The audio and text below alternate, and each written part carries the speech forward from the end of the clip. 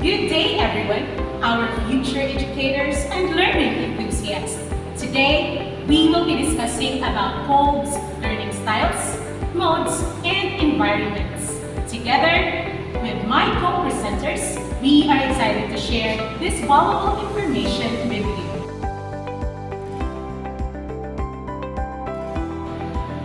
Ignacio Estrada's statement highlights the importance of tailored instructions. Teachers can engage students better by considering their learning styles. Visual learners benefit from images, videos, and handouts, while auditory learners respond well to lectures, discussions, and audio recordings.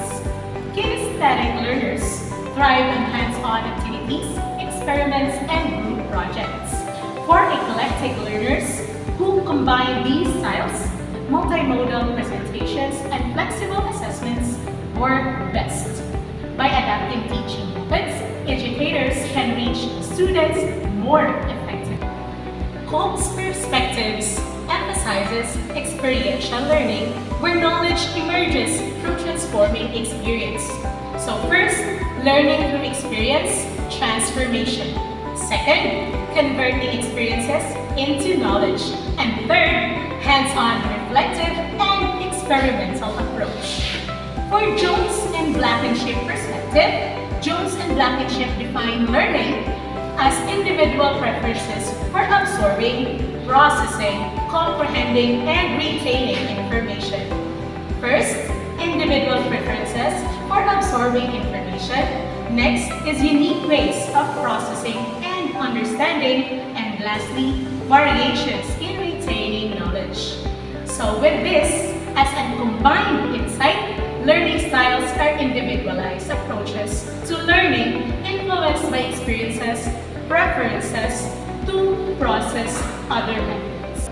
As you can see on screen is a Kolb's model of experiential learning cycle. So first, Kolb's model helps us answer the following questions.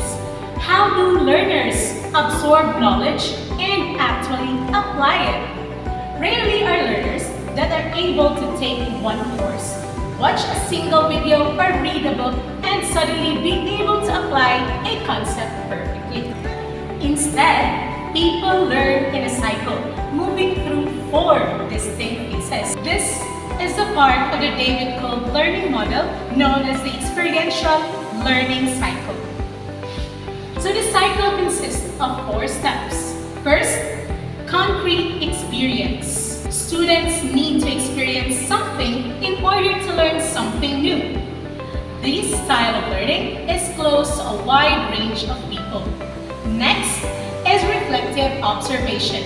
Some people get the most out of discussing what they have experienced. How did you work? How do you feel after what you did? How do you feel? What was difficult and what was easy for you? Third is abstract conceptualization. This is the stage where you help to draw conclusions from experience and reflection. And lastly, active experimentation. This is the stage where learners put their new knowledge and skills into practice. Again, first, we need to learn something new. Next, we think about what we've learned and different ways we'd like to apply it. Then, we take what we've learned and apply it in the real world. Finally, we reflect on the experience and figure out where we could improve. From there, the cycle repeats. Though these phases are numbered, Kolb's model is a cycle where learners can start and end at any phase. So now, for the first subtopic, which is the learning styles. There are 4 learning styles according to David Kolb. First is accommodative learners. These are practical and hands-on learners. So they excel at tasks like laboratory experiments, cooking, or assembly projects, where following directions and planning are crucial. For instance, a student successfully completing a science fair project demonstrates accommodative learning. Next is assimilative learners. They analyze and theorize. They connect observations to create models or theories. For example, a student writing a research paper about climate change. These are synthesizing data from various sources, showcases assimilative learning. And third, divergent learners. They think creatively. They excel in art, writing, or brainstorming sessions. A student designing innovative products or writing imaginative stories demonstrates divergent learning. And for the last one, the convergent learners. They solve problems efficiently. They apply theoretical knowledge to practical issues. For instance, an engineering student designing a cost-effective bridge or a business student developing a marketing strategy exemplifies convergent learning. So again, which one resonates with your learning styles? Next is David Kolb's 1984 learning modes. These describe how individuals prefer to learn. So first, concrete experience. Kolb's research has been shown that some people need to experience something in order to learn something new. Hands-on learners thrive on direct interaction and personal experiences. They learn by doing, feeling, and experiencing.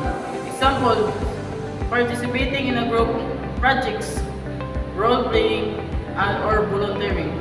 Next is reflective observation. Some people get the most out of discussing what they have experienced. Analytical thinkers value objective observations, patience, and impartiality. They learn by watching, reflecting, and understanding. Next is abstract conceptualization. Logical thinkers focus on ideas and theories. They learn through systematic planning analysis and problem solving. Examples, solving math problems, researching, and creating theories.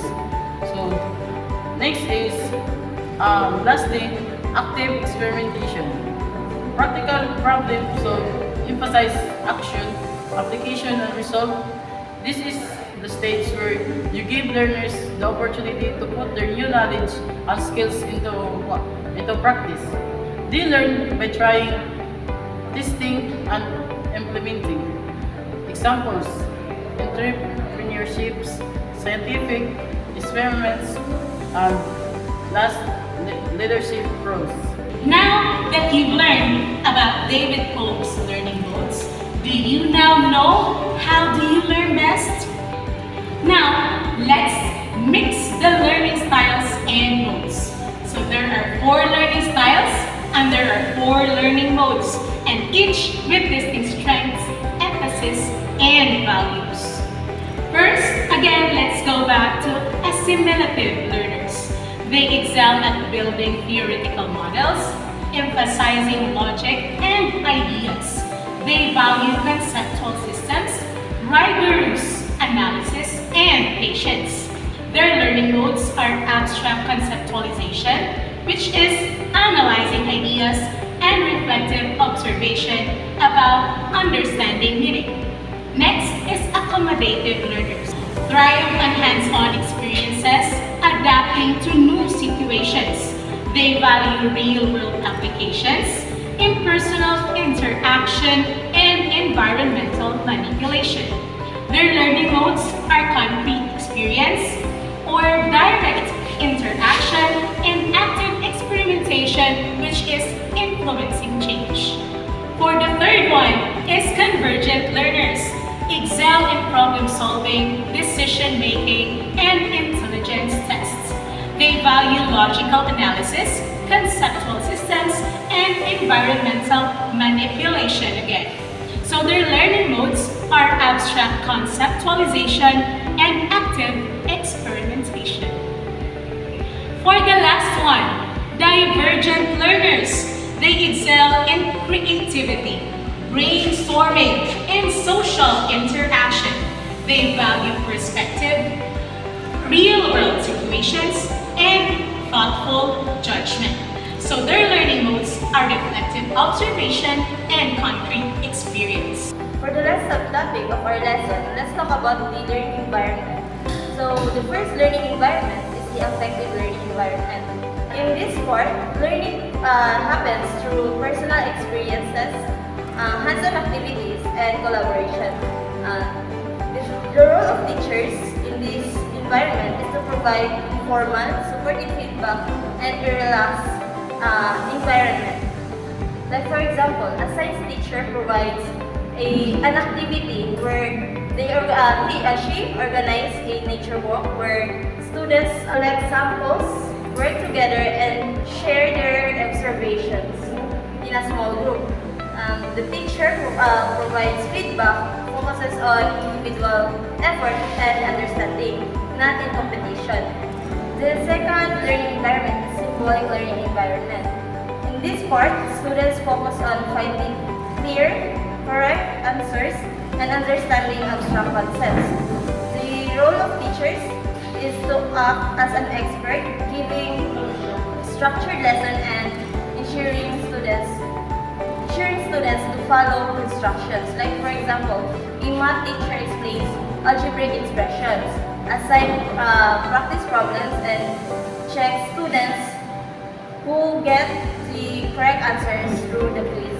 The next learning environment is perceptual learning environment. So in this part, students explore ideas, make connections, and find their own solution by asking questions and reflecting. So the role of teachers in this part is to guide students to explore different perspectives and facilitate discussion. Like for example, in a history class, students research various causes of World War I and discuss their findings in a small group and write reflective journals on how the events are interconnected. The last learning environment is learning environment. So in this part, students learn by actively applying what they know in a real world and practical situations. The role of teachers in this environment is to act as a coach when needed and encourage teamwork and measurable outcomes. Like for example, a home economics class forms small groups to cook a meal. The teacher offers tips when asked, and students are graded on the quality and presentation of their dish.